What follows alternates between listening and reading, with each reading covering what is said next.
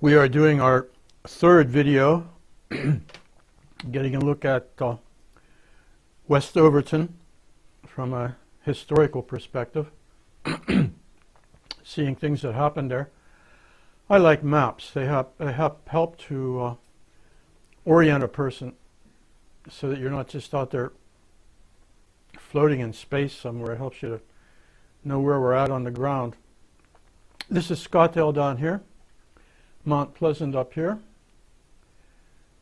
and 119 comes running down this way.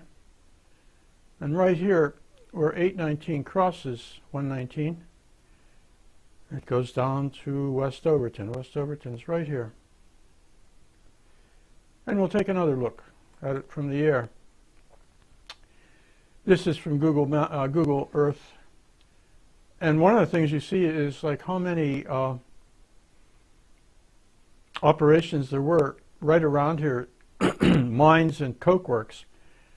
It's right in the heart of the Fayette County coal and coke region, but actually it's in Westmoreland County, but Fayette County is just right down there over the border, very close.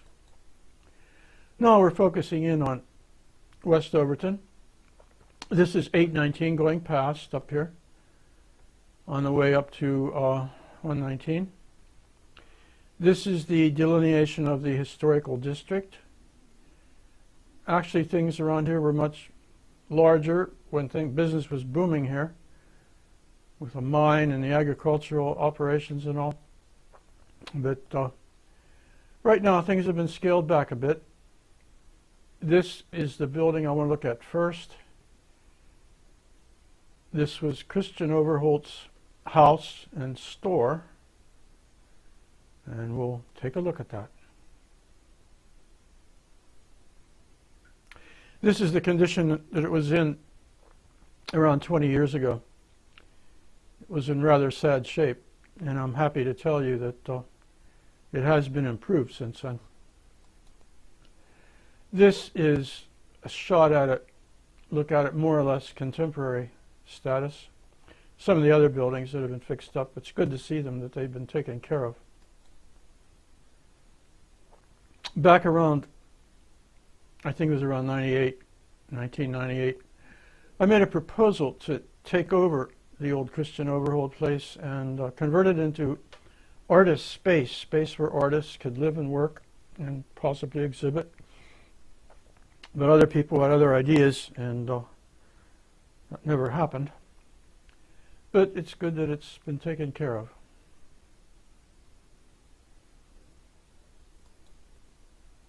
That was Christian Overholt. He got married in about 1853. In 1854, a house was built for him. That's the house we've been looking at. And he lived there and raised a family for a while and ran the store. That was the community store. It was taken care of by Christian. But he moved on. He became a banker up in Mount Pleasant and got involved in other operations. That's the place when I was thinking about converting it into artist space. You see the other buildings, how they looked then before things were improved. I tend to do drawings. It's a way of thinking about things, thinking about how things would be modified and taken care of. Now, this is the building we were looking at right here. And now we're going to take a look at this operation down here. This was very much the heart of the operation when business was booming back there in the 1800s and into the 1900s. That's it. It's now the museum, West Overton Museum. But it was once upon a time a distillery. Back in the southern part was a distillery, and in the northern part was the mill where they ground flour and ground also wheat and barley into chop, which was important in making whiskey. Before this building sat here, there were other buildings here. doing the same thing.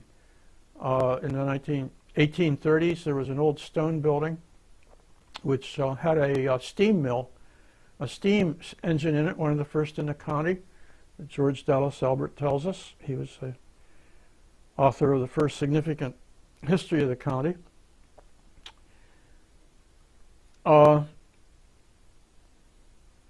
a lot of things happened around here.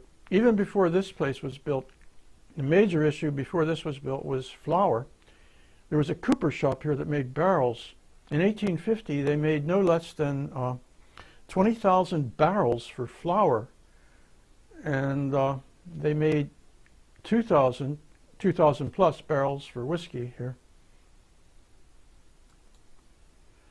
This mapping goes back to 1876 from Davis's Atlas of Westmoreland County. This is the building we were just looking at. This is the combination mill and distillery.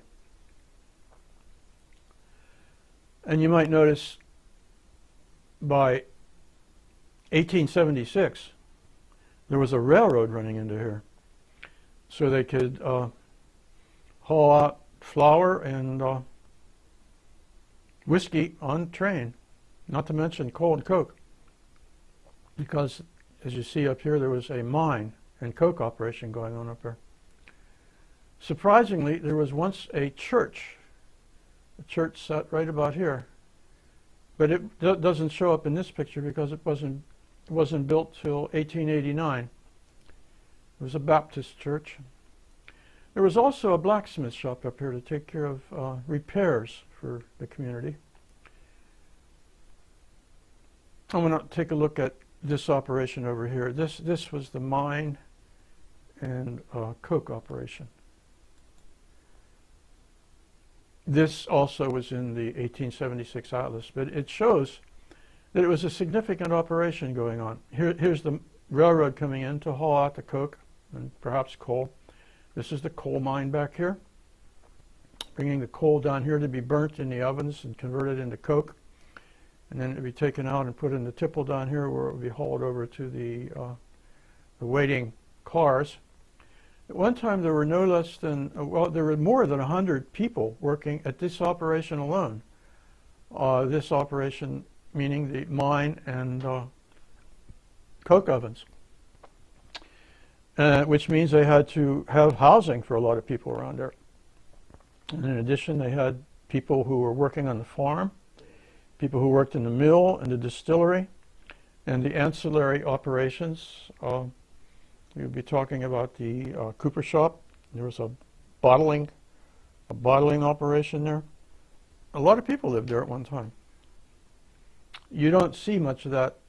A lot of the evidence has been removed. In the 1920s, there was a program to kind of prettify things and clean things up, so you don't see evidence of a lot of the industrial production.